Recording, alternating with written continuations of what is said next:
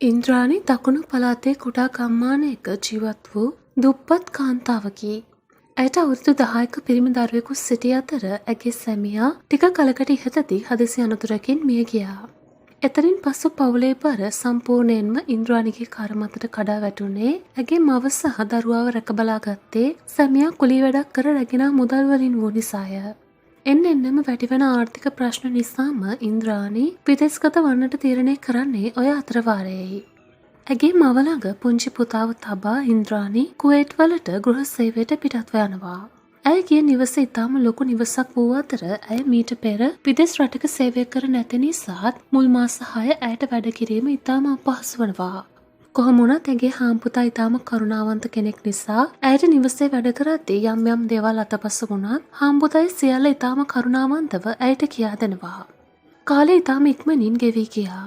ඇය පැමිණ දැන් අවුරුදු 1කමාරක් ගත වී අවසන්. ඇය මෙම නිවසේ වැඩට පැමිණෙන්නේ අවුරුදු 2ක් සඳහායි. ඉතින් ලංකාවට නැවත යාමට ඇයට ඉතිරිව ඇත්තේ මාස 5ක් පමණි. ඉන්ද්‍රාණි උඩුමහලට ගොස් සේදීමට තිබෙන රෙදි ටිකකුත් රැගෙන නැවත පහළට පැමිණෙද්දී කකුල පැටලී අනපේක්ෂිත ලෙස ඇයව පඩිපෙළින් පහළට වැටෙන්නේ ඉන්ද්‍රාණිගේ ජීවිතය තප්පරෙන් වෙනස් කරමින්ය. හාම්පුතා වහාම ඇයව රෝහල වෙත රැගෙන ගියත් ඇගේ කකුලක් කැඩී ඇති බවත් මාස 3ක පමණ කාලයක් ඇයට විවේකීව සිටීමට සිදුවන බව වෛද්‍යවරුන් හාම්පුතාට පවසනවා.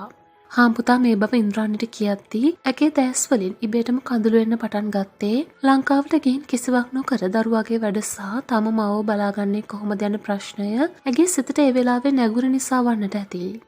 ඉන්ද්‍රාණිගේ පවුලේ තත්ත්වය හොඳින්ම දන්නා හාම්පුතා ඇයට මෙසේ පැවසුවා.